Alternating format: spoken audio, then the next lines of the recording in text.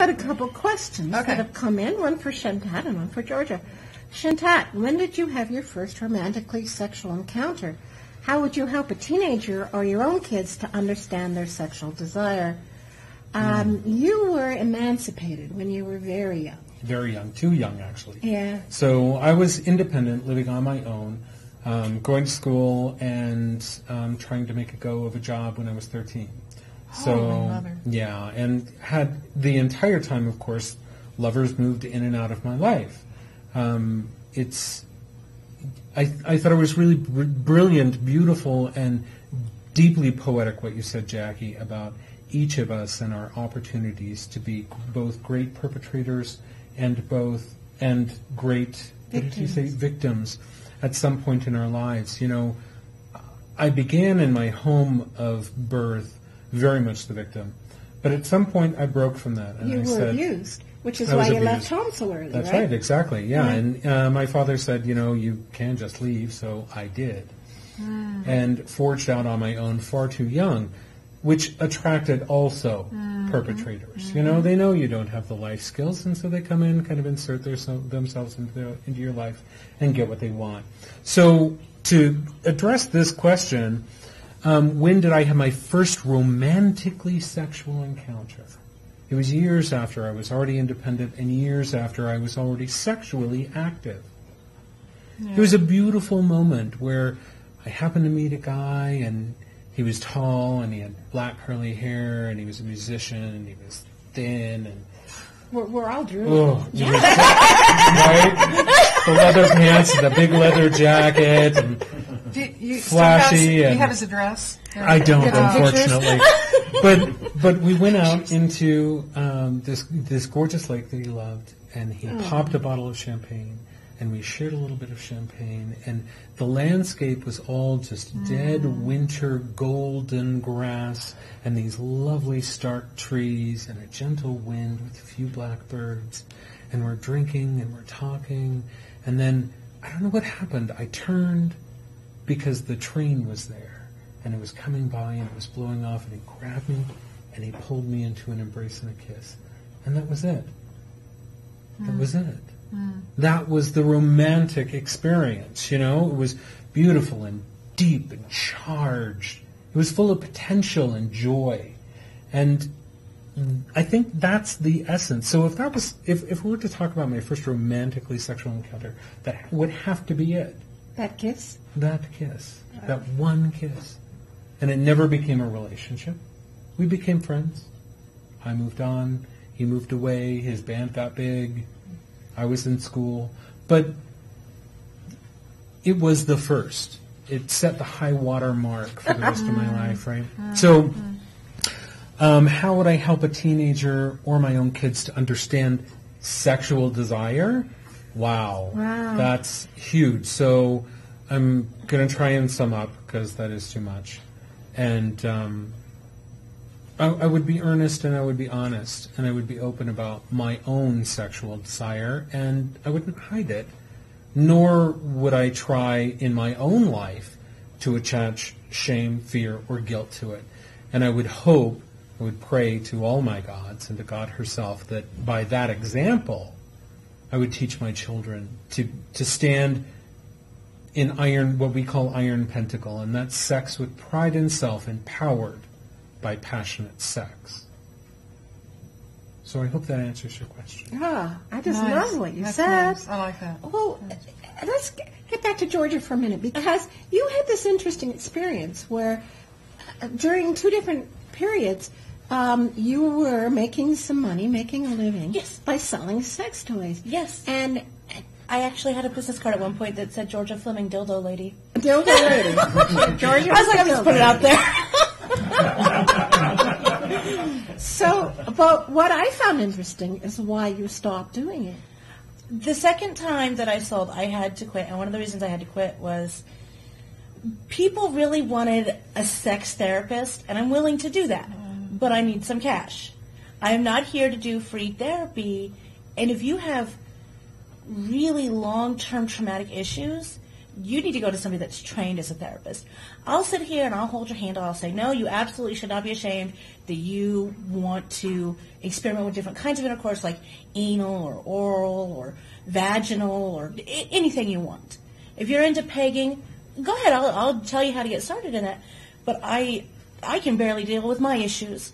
I can't fix everybody else's. Emotional issues. Emotional issues. Psychological. A lot of people have a lot of shame built up around sex. And I was abused as a child as well. And I think in my life, and I don't know, it may have happened with you, there just really came a point where it's like, there are so many things that I can be ashamed of. I can be ashamed of my own behavior and how I act. If I do something that hurts other people intentionally, I should be ashamed of that. But something that happened to me, something I didn't want, I can't be ashamed of it, and I can't be ashamed to say, I like sex, and it feels good. Not just in spite of what happens, but because I have grown past it. I cannot sit here and weep and gnash my teeth for the rest of my life, because that's just not who I am. And if people need someone to help them get past abuse, whether it's from parents or just lovers in general, I am more than willing to refer to them to some great people that can really help out. But the back room of a sex toy party is not the place to get that help that you need. When you told me that, I thought, how sad. Because what you were doing, was fun. It was. People can really have fun at a sex toy party. Yeah. I mean, the jokes. Oh, yeah. But what came up was this snapshot of a culture in which many people are not happy, romantically or sexually. So many people aren't. And Are when I troubled. was doing the sex toy stuff, I looked up a lot of stuff. We have a lot of problems because people can't just say, hey, this is what I want sexually. This is what I need. I need you to go 5 minutes longer and half an inch to the left. If you can't say that to your lover, you are sexually unfulfilled, which makes you frustrated, which makes you resentful, which means, for the love of Pete, just say, I need 4 more minutes and half an inch to the left. You'll save a relationship and you'll save your sanity. Or to be able to say to your lover, let's get away from the kids for a couple hours. Let's hire a babysitter and get a break from all the everyday responsibilities and stressors that have put a squelch on our sex life altogether. I have to say, one of the biggest problems that I saw with women that had children was mommy syndrome. I have to be there for my kids, mommy, mommy, mommy, all the time. And it happens mostly with women, to be frank. It's just, I can't get 5 seconds away, and then when I do, he climbs on me like a bear in heat, and I don't feel sexy. I got vomit on my shoulder and Cheerios in my hair, and I haven't taken a shower in 3 days. And it's like, you need to learn how to say no to you and give me 5 minutes. I need to take a deep breath and a shower, and then we can try this again. It's really cool that you bring that up, because next week, Dr. Alexis Parker is going to be coming on. She's going to be talking about something that she calls marital pause. What happens when you've been in a relation and that's what happens. All of a sudden, the Cheerios become a deterrent to intimacy and what you do about it. So 5 minutes to take a shower. And the husband can watch the kids for those 5 minutes if that's what it takes. Mommy needs 5 minutes to get the Cheerios out of her. How about getting back to one of our questions from people emailing in or Skyping in?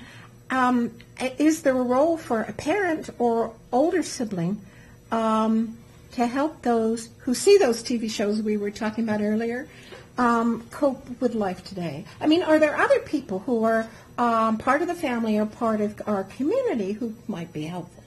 There's a lot of resources, and I've always found if you feel like you can't really have a discussion about intimacy with your child, and a lot of people, even in a community where we're told it's okay to want to have sex, that's fine, we still are like, ew, I don't want to think about my kid having sex.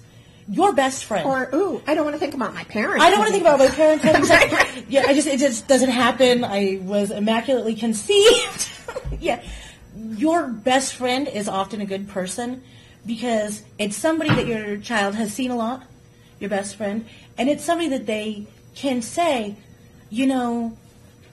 I want to do this with my boyfriend or my girlfriend, or I want to experiment sexually with members of my own sex, which sometimes even in our community can be shocking to a parent. I think this is also possibly a place where an older sibling who has a good relationship with a younger sibling, or an aunt or uncle, or a godparent, could be, or a priest or priestess who has permission and a relationship with this kid. I think as a parent, you should find somebody that you trust, be it an older sibling, your sibling, something like that, and say, I just can't have this discussion. I'm an aunt. Can you help me out? Yeah, I'm an aunt. I have two nieces, and I have been able to say things to them that they could hear from me that they're not able to hear from my brother and my sister-in-law. Yeah. I'm sorry. My husband, who's sitting in the audience, his mom had a prolapse bladder, and for days he went around saying, blah, blah, blah, because he did not want to think about this much of his mother's anatomy. He just couldn't deal with it. He's like, everything else I am glad to sit here and listen to her talk about, but that much of her anatomy, that's not. And it's not because he doesn't love his mother, and it's not because he's not concerned. It's just, he said, I can't think about my mom's hoo-hoo. I just can't do it. I think one of the things from what you're saying is, I think, a misconception that everybody in the community who worships the goddess is comfortable with all expressions of intimacy, and that's not true. It's true. I know some very strongly homophobic high priestesses. Really? Oh, yeah. And I don't get that. That kind of makes me mad. Jackie and I were talking about this earlier, about like some of the early days in the craft. Oh, certainly in the early days. Yeah. I mean, Gerald Gardner was homophobic. Oh, yeah. The traditional Gardnerian rules of Wicca say that the high priest can strap on the sword, or a thame of the priest, and take the priest's role, but the priest can never take the role of the high priestess. And many people have interpreted that as being somewhat homophobic. How strange, because many shamanistic traditions, yes, that is the actual. If you're a woman, you strap on the sword, we'll call it, and if you're you put on your fake beard and you go at it, baby. I don't see why you could be. It doesn't make any sense to me. Yep. Well, the roots of the Wiccan revival that Gardner started in England in the 1940s and 50s, he was a man of his time. He was liberal in some ways. I mean, he was pro-sex, heterosexual sex, and he was pro-nudity. He was a naturist, nudist. He was pro-woman-on-woman sex. Most men are. Right. But something that was threatening to a man of his time and his society, that may be part of the context of that. Well, okay, so there are people in our community who are conservative sexually, but don't we think they're the minority? Don't we think that most neo-pagans? I like to think that. I'm not sure it's true. I mean, I would like people to give us some feedback on that. I don't think that's true at all. I have seen a lot of people when I had my booth at Witches Ball. People walked around it like I was selling the plague, and I didn't have. If you remember when I did the booth at the Witches Ball, I didn't have any dongs, I didn't have any vibrators, I didn't have any clit stimulators. It was just edibles. There was no naked pictures, there was no anything. I remember. And people looked at me like I was crazy. But that's not entirely a neo-pagan community. About half the people who come to the Witches Ball. But there were a lot of people that I know in the community really? that still were like,